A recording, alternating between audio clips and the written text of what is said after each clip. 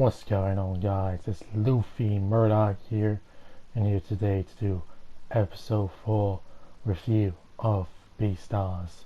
Let's get straight into it. So we start off the episode pretty much from where we left off, back with Lewis. As you may remember from the previous episode, he unfortunately collapsed.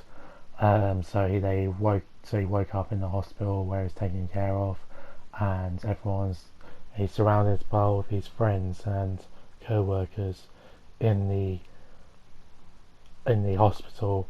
And the first thing he asks is, do people see it? And they mention to him that he fractured his left leg, probably doing from working himself a bit too hard. So I think his first initial reaction though is like, yeah, did everyone see me? Then everyone confirms that, like, oh, it's like, I don't know what it was, like, I don't really know what it's called, a bird type figure with a big ass chin, like said no before the curtain was pulled. Oh no, you collapsed just before the curtain was pulled, so nobody noticed that he was out of commission. So he realises that he can't really do anything in a minute, so it's the best option to pick is to pick a new supporting role for the main character in his play, and he chooses this tiger fellow, and he picks up pretty happily. He's pretty happy to take up the mantra of the lead character. So he pretty much tiger fellow pretty much accepts it with open arms, and yeah, gets ready for as a day in rehearsals to rehearse and get his act together for the first part. And our main boy Legos pretty much has a new role as one of the three villains, and he's a bit confused. He's never been on stage before, so it's a bit of a scary moment for him. I'm not really sure if he initially wants to be like an actor on stage or anything like that, but yeah, he doesn't seem like too confident about starting this role. And yeah, pretty much I think the reason why he wasn't picked by Lewis, he was picked by the other like remaining group that everyone was like need a fitting role to fit into the other Carvanors, which the target's Carvanor, sorry, and he fits in the role. Legos fits in the role for the tiger as one of the main three villains, and he's pretty shy about it. And then they have this square off sort of thing, but for some reason they're like it's like they're sounding like they're fighting for real, and they're just in combat with each other to start off with, and like they're probably going at it, and it's two carnivores going at each other. The target fellow said, oh, this is a good opportunity because we're both Carvanors. I'm sorry if I'm saying that wrong. Carvanors. We can go full out, and yeah, Lego is like he pretty much holds his own despite wanting to be acting like a weak character. And then we have a scene with the tiger and Lewis talking together just before the main event, the play, and Lewis said that the tiger and Legos is pretty much the same opposites people of the spectrum, and I don't know, it'll work out pretty well. I don't really, yeah, you know what I mean. So yeah, then just before our rehearsals, Legos like smells, or the tiger comes in, and Legos immediately smells something, and he goes up to the tiger and sniffs him out. Obviously, because he's a wolf, he can have massive advantages in smell, and he's pretty persistent. Oh yeah, Louis said that Legos gets on his nerves a bit, so he doesn't hate him, he just gets on his nerves a bit, that's all. So yeah, and he gives him a bit of a hard time just because the fact that he tries to be weaker than he is when he's a carnivore. So yeah, and then Legos and the tiger go into the toilet. Well, Legos like stalks in there. Pretty much just confronts him and says like, "I know you've got like rabbit blood or like some weird substance," and yeah, the apparently got has some rabbit blood to drink if he needs some firing up, because I've presumed that it like heightens up their testosterone levels and gets more stronger like a dopamine, like doping themselves like steroids and that sort of thing.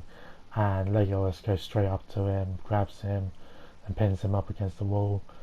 And is like, I don't know, he has flashbacks of the rabbit lady friend that he has, so he's pretty much protective over her. And he's like, has a massive crush on her, and like, I don't know.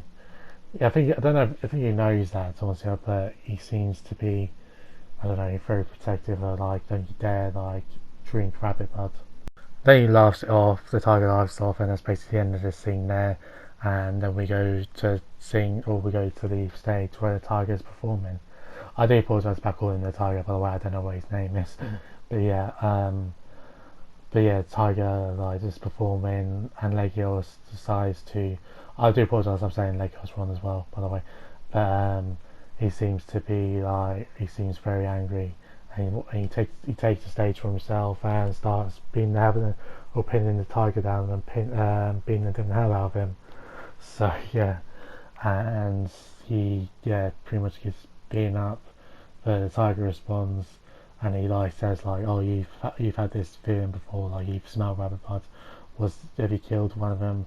Have you hurt one of them?" Sort of thing. And it's like, we're not very much different, me and you, Legolas and the tiger, because we're carnivores.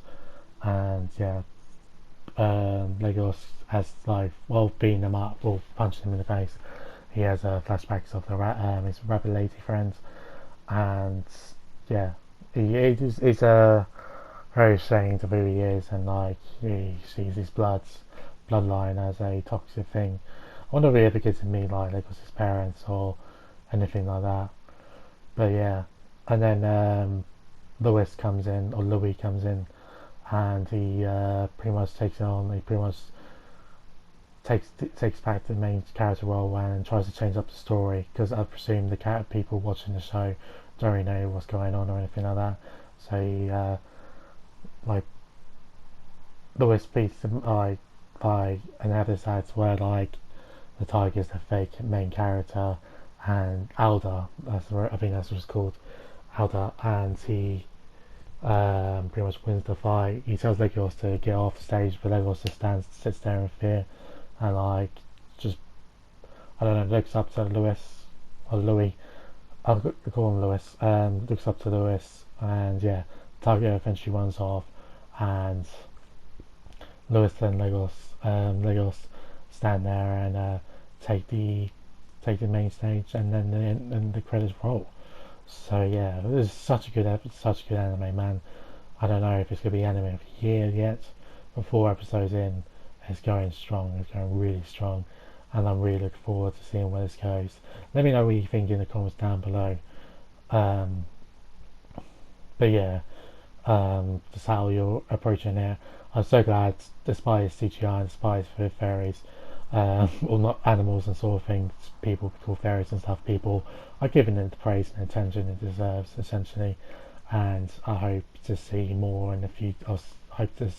Can't wait for the more episodes in the future. I believe it's like 12 episodes. I can't really see it being any more than that, even though I would love like a 24 episodes series. I think we're beginning 12, maybe even, I don't know. But yeah, I hope you know what I mean by that. But anyway, that'll pretty much wrap it up for this review. I'll be doing reviews for 7 Deadly Sins, Promised Neverland, and Beastars every single week. So if you're interested, subscribe for that. And so yeah, that's pretty much it. So yeah. Yeah. Anyway, guys, thank you very much for watching. Don't forget to like, comment, and subscribe and all your stuff. It's been your boy Wolfie Murdoch. I'm only trying to get this video to 10 minutes. Murdoch. And yeah, there you go. See you next time. Peace.